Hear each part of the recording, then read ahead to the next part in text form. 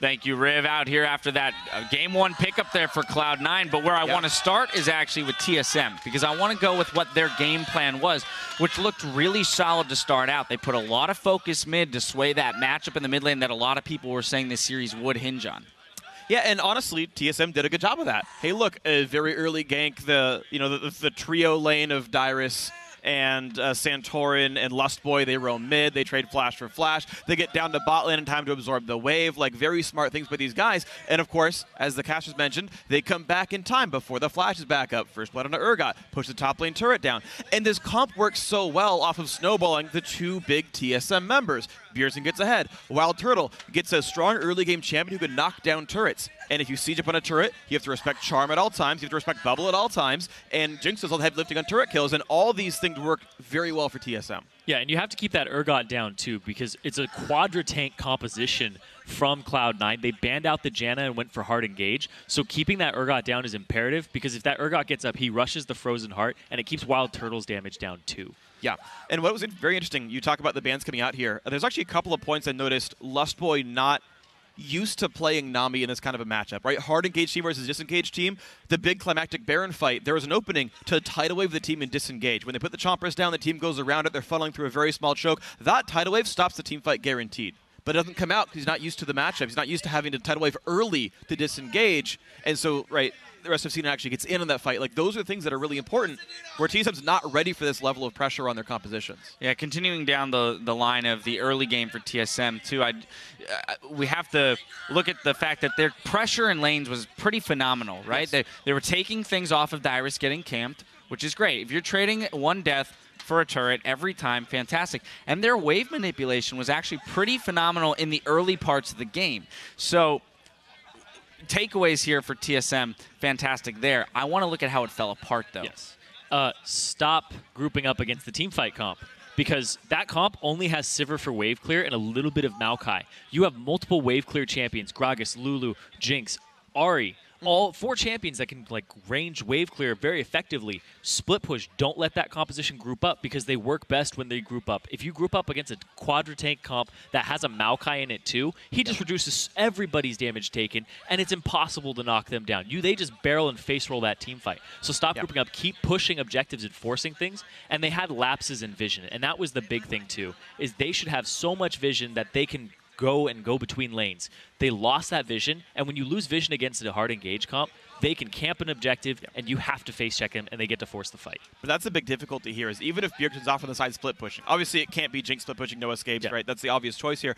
Even if Bjergsen's the one split pushing because he's actually got pressure in the lane, problem is you've got 4 tanks. You've got a Sivir and an Urgot and a Maokai and a whole bunch of freaking dive. Like, good luck 4v5ing under turret. You put the Braum shield up and your wave clear's gone. Like, the actual Braum pickup prevents a lot of choices that TSM could have made, because they can no longer wave clear as long as he can survive 3 Jinx rockets, and then you just hard dive them under the turret. Bjergsen can't show up, and if Lulu is the one split pushing on the side, well, C9 put a whole bunch of pressure in getting balls ahead of Dyrus in that top lane. Now that pressure bought TSM 3 turrets. It bought them an extra dragon as well. It almost lost C9 the game, but because they didn't lose the game, and Maokai was doing well, and went Rod of Ages because then he has wave clear and kill pressure in this matchup instead of Righteous Glory for the team fight, because they've got Sivir anyway. A lot of these things just click together, and suddenly C9 gets to stifle all the options. But that's the thing, is you don't 4-1, you 1-3-1, or you 2-2-1 and leave the self-sufficient Ahri by herself. And even still, though, it just becomes difficult. And I'm not saying it's necessarily wrong, you have to disengage but it's correctly. Can Ahri outrace Sivir when the team fight does happen into your turret? Because the 5v3 will kill your team under the turret and will kill your turret afterwards. And so you have a very short clock to where if before C9 dives, we better get something to happen. Yeah, and C9 is forcing difficult to do. All right, well, things TSM could have done differently. Now let's transition over to Cloud9's side. And you had mentioned the vision play and forcing TSM into a scenario in which they had to come into an objective not knowing, right, what they were walking into, setting up that team fight pretty well. I do want to bring up our first replay, and this is blowing up on Twitter right now. Hashtag LCS big plays here. Oh, yeah. 26 minutes into the game, ends up being a 4-for-1 plus a Baron. Zyrene, take it away. They get the vision here, and then they try to disengage, but Meteos, he flashes forward with the Q, and he basically animation cancels his ultimate. You have no reaction time at point blank with that going on. So that's what sets it up. And it hits all 5 members of TSM because they cluster against this team composition. The Righteous Glory is actually popped a little early, and then the Sivir ultimate, it's like, oh, do we want to go? They have to walk around Flame Choppers, and that's where you tidal wave, is across that. But you see, Braum actually doesn't even get to Unbreakable because he gets Q'd.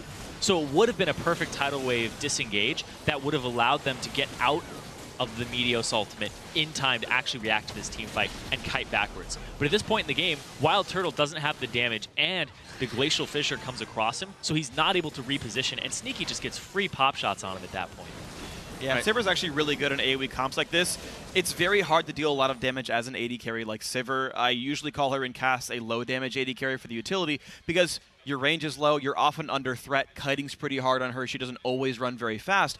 But if your team has all the offensive tools, Ricochet and Boomerang Blade are 2 of the best AD carry steroids in the game. You're going to do actually more damage than Jinx Rockets will in a fight this grouped up and this safe for Sivir. Sneaky, unsurprisingly, highest damage dealt champions in the game in that one because it's a field day for Sivir to kill everyone. Yeah, and I mean, everybody on your team is a tank, and they're trying to get through that front line to you. And the fact that it's a Braum kind of compensates for the Sivir range disadvantage because he can just absorb and allow her to stand right behind him. So I have to say, at the end of this game, my big takeaways are that I loved C9's composition. I loved the way they built it and the way they intended to play it. What worries me, though, is the fact that they did get behind early. And without that incredible 5-man ult there engaged around the Baron Pit, they may not have been able to get back into it because TSM was starting to pick up steam. We saw them, as you mentioned, rotate in order to put manipulate waves, rotate, take them down quickly, and not allow for the wave clear of Cloud9 to come in because all they have was a Sivir, and unless the Sivir rotates between turrets, they're not going to wave clear at all. Yeah, but TSM kind of dropped the ball there with vision control in the jungle and having to reestablish it. Bjergsen got picked off once, and it was like, okay, they have to back off, then they have to come back in and try to reestablish vision. But C9 was just camping brush, waiting for them to come in. And that's the kind of thing that you can't stop the momentum on that team. It's very tempo-based, and once you get off beat, you can't get back in it.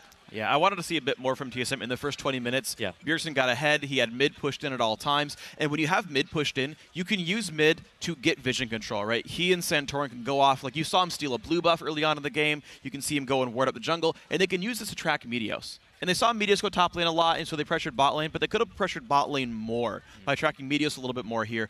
Crushing the Sivir under her turret, you know, or at least forcing her off sooner. C9 quickly swapped their lanes around. They sent Sivir top lane after a while, but using the Ahri a bit more in the early parts of the game, make a couple more plays, and then C9 can't get into the rotation game. Cloud9 definitely out for blood here in the first game. They want their title back. We are only just warming up, though. When we come back, Cloud9 and TSM will return to the stage for Game 2 of our championship finals. And as we head to break, we're going to be looking back at the championship battles of yesteryear. We start with the first meeting of these two teams in 2013 Summer Split Finals.